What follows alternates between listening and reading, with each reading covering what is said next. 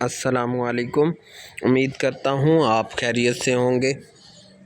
सबसे पहले आपको ऑनलाइन क्लासेस के अंदर वेलकम करता हूँ। आज का जो हमारा टॉपिक है वो है ऑपरेटर्स। ऑपरेटर्स बेसिकली सिंबल्स हैं जो कि स्पेसिफिक टास्क परफॉर्म कर रहे होते हैं। मीन आपने दो वैल्यूज़ को ऐड करना है तो आप वहाँ पर प्लस का सिंबल लगा देते हो। इसी तरीके से हमारे पास पाइथन के अंदर जो डिफरेंट किस्म के ऑपरेटर इस्तेमाल होते हैं उनको डिस्कस करेंगे। हमारे पास जो बुक में ऑपरेटर्स मेंशन किए गए हैं वो अरिथमेटिक ऑपरेटर्स हैं, कंपैरिजन हैं, असाइनमेंट्स हैं और लॉजिकल ऑपरेटर्स हैं। सबसे पहले अरिथमेटिक ऑपरेटर्स हैं। ये बेसिक मैथमेटिक के ऑपरेटर्स हैं, जैसे addition, subtraction, multiplication and division. इनके बारे में आप जानते हो कि ये डिफरेंट ऑपरेटर्स क्या फंक्शन परफॉर्म करते हैं। इनमें जो फिफ्थ पॉइंट पे जो ऑपरेटर पड़ा है उसे फ्लोर डिवीजन कहते हैं। डबल फॉरवर्ड स्लैश आपको दिखाई दे रही होंगी। फ्लोर डिवीजन का जो काम है वो ये है कि ये दो वैल्यूज़ को डिवाइड करता है, बट डिफरेंस क्या है कि ये डेसिमल पॉइंट के बाद का जो हिस्सा रिजल्ट में है ना, उसको वो निगलेक्ट कर देता है। आप यहाँ पर एग्जांपल से भी देख सकते हैं कि यहाँ पर एग्जांपल मेंशन की गई 12 डिवाइडेड बाय 10। तो बेसिकली अगर डेसिमल में इसका रिज़ल्ट जनरेट किया जाए तो वो 1.2 आता है। लेकिन फ्लोर डिवीजन क्या करेगा, उस पॉइंट के बाद के हिस्से को रिमूव कर देगा और रिज़ल्ट को होल वैल्यू डिस्प्ले करेगा।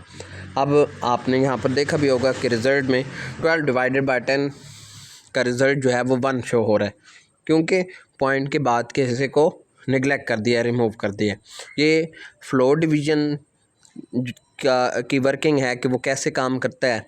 इसी तरीके से मॉडुलस ऑपरेटर पड़ा है। मॉडुलस ऑपरेटर जो है उसकी वर्किंग ये है कि ये भी दो वैल्यूज़ को डिवाइड करता है, बट जो रिमाइंडर होता है उसको एज ए रिज़ल्ट शो कर रहा होता है कि आप 12 डिवाइडेड बाय 10 जब आप इसको डिवाइड करते हो तो आपके पास रिमाइंडर क्या बचता है, 2।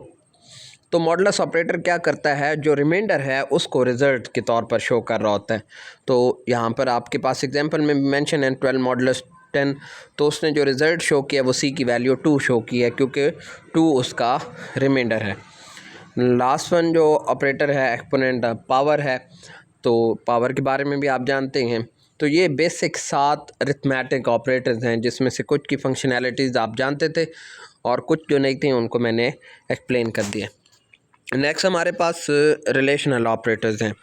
रिलेशनल ऑपरेटर्स को कंपैरिजन ऑपरेटर्स भी कहते हैं। कंपैरिजन ऑपरेटर्स ये दो वैल्यूज़ को कंपेयर करते हैं और उसके बिहाफ पर एक रिज़ल्ट जनरेट करते हैं, ट्रू और फॉल्स। अब फर्स्ट एग्जांपल हमारे पास गिवन है जिसमें उसने ऑपरेटर इस्तेमाल किया ग्रेटर देन, ये कंपैरिजन ऑपरेटर है। अब आपके पास दो वैल्यूज़ गिवन हैं, 5 एग्जांपल में उसने डिस्प्ले किया है 5 इज़ ग्रेटर देन 6।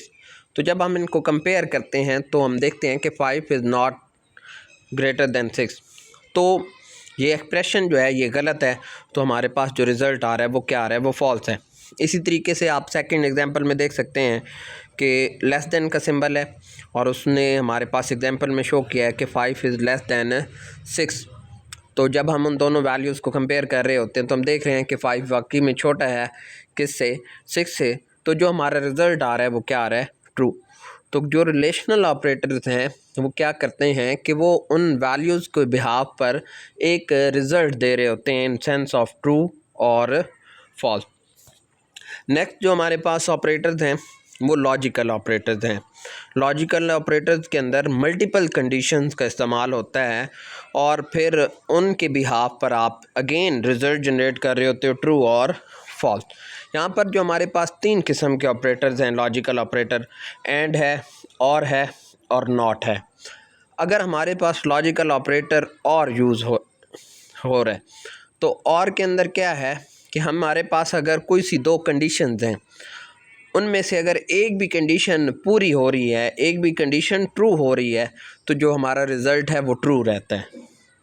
एंड के अंदर हमारे पास क्या होता है कि जो अगर दो कंडीशंस हैं, जब तक दोनों कंडीशन ट्रू नहीं होंगी रिज़ल्ट ट्रू नहीं आएगा। अगर दोनों कंडीशन में से कोई एक भी कंडीशन फॉल्स है तो जो हमारा रिज़ल्ट है वो क्या होगा, वो फॉल्स कंसिडर किया जाएगा।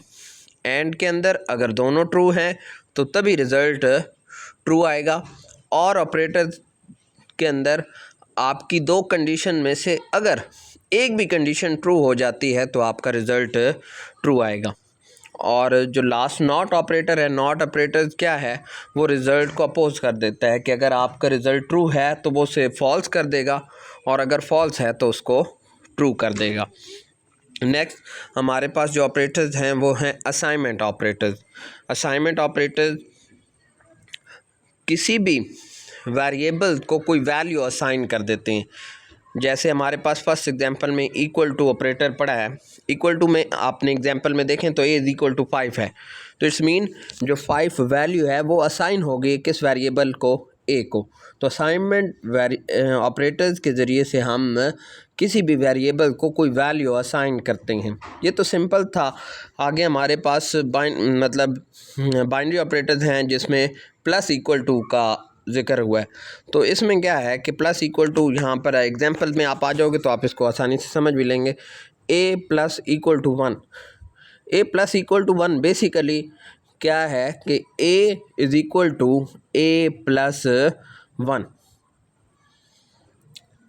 अब यहाँ पर प्लस इक्वल टू क्या करेगा, जो ए प्लस 1 का जो रिज़ल्ट है, सपोज़ कर लें ए की वैल्यू 5 है तो ए प्लस इक्वल टू 1 क्या करेगा, a is equal to a plus 1, a की वैल्यू 5 है, 5 प्लस 1 6, तो 6 जो वैल्यू है वो असाइन हो जाएगी वेरिएबल ए को। तो ये हमारे पास 4 ऑपरेटर जो हमारा हिस्सा थे उसको डिस्कस कर लिए चारों के।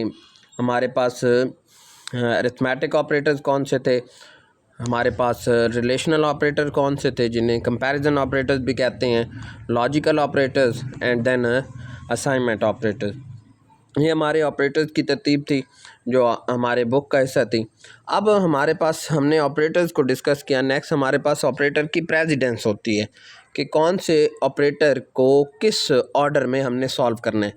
मीन जिसकी प्रेसिडेंस ज़्यादा होती है हम उससे सबसे पहले मीन इम्पॉर्टेंस आप डिस्कस कर लें कि एक वेरिएबल जिसकी इंपॉर्टेंस ज़्यादा है उसे हम सबसे पहले सॉल्व करेंगे। तो यहाँ पर जो हमारे पास ऑपरेटर की प्रेसिडेंस है उसमें सबसे पहले हम स्मॉल ब्रैकेट पैरेंथेसिस जैसे कहते हैं उसको पहले सॉल्व करते हैं पाइथन के अंदर। फिर हमारे पास दूसरे ऑर्डर में हमारे पास एक्सपोनेंट है, पावर को हम सॉल्व करते हैं। थर्ड पे जो हमारे पास है वो मल्टीप्लिकेशन है, डिवीज़न है या मॉडुलस है। इनमें से कोई भी ऑपरेटर है तो आप इसे सबसे पहले अगर पैरेंथेसिस हैं आप उन्हें सॉल्व करोगे, फिर आप पावर को सॉल्व करोगे अगर पावर अवेलेबल है, फिर उसके बाद आपके पास मल्टीप्लिकेशन है, डिवीज़न है और मॉडुलस है, और फिर लास्ट पे जो आपके पास प्रेसिडेंस आती है, लोअर प्रेसिडेंस आती है, वो एडिशन और सब्ट्रैक्शन की है। अब आपको प्रेसिडेंस के लिहाज से कि कौन से वेरिएबल की प्रेसिडेंस की अहमियत क्या है वो आप एक एग्जांपल से डिस्कस करते हैं। आपके पास मैंने यहाँ पर एक एग्जांपल लिखी हुई है जिसमें मैंने लिखा है 2 × 2 + 2। आप देखोगे दोनों एक्सप्रेशन बिल्कुल सेम पड़े हैं, लेकिन यहाँ पर हमने मैथ के अंदर एक बोर्ड मैथ्स रूल पढ़ा जिसमें हमने देखा कि मल्टीप्लिकेशन की प्रेसिडेंस ज़्यादा है और एडिशन की कम है। तो अब मैं फर्स्ट में 2 × 2 + 2 पढ़ा है तो मैं पहले मल्टीप्लिकेशन को सॉल्व करता हूँ। 2 × 2 4 एंड 4 + 2 6। मेरे पास जो रिज़ल्ट आ रहा है वो 6 आ रहा है। लेकिन इसी पे आप देखो कि मैं सेकंड पॉइंट पे मैं इसकी प्रेसिडेंस का ख्याल नहीं रखता कि मैं पहले एडिशन को सॉल्व कर लेता हूँ और देन मल्टीप्लिकेशन का। तो 2 + 2 4 हो गया एंड 4 × 2 8। तो आप देखो same expression with same operators, लेकिन आपके पास जो इनके रिजल्ट्स हैं वो डिफरेंट है। इस मीन प्रेसिडेंस बड़ी मैटर करती है। अगर आप उस प्रेसिडेंस को फॉलो नहीं करते तो आपके रिज़ल्ट सही नहीं आएंगे। मैंने आपको कुछ ऑपरेटर की प्रेसिडेंस पीछे पढ़ाई है, उस बिहाफ पर आपको कुछ एक्टिविटीज़ दी गई हैं। ये 2 क्वेश्चन हैं, आप इनको सॉर्ट आउट करोगे आपको ऑपरेटर की प्रेसिडेंस समझ आ जाएगी। और इसमें जो ऑर्डर बताया गया उसका ख्याल लाजमन रखना है, क्योंकि मैंने आपने को एग्जांपल से समझा दिया कि अगर आप उसकी ऑर्डर का ख्याल नहीं रखते तो रिज़ल्ट आपके सही नहीं आएंगे। ओके, अल्लाह हाफिज़।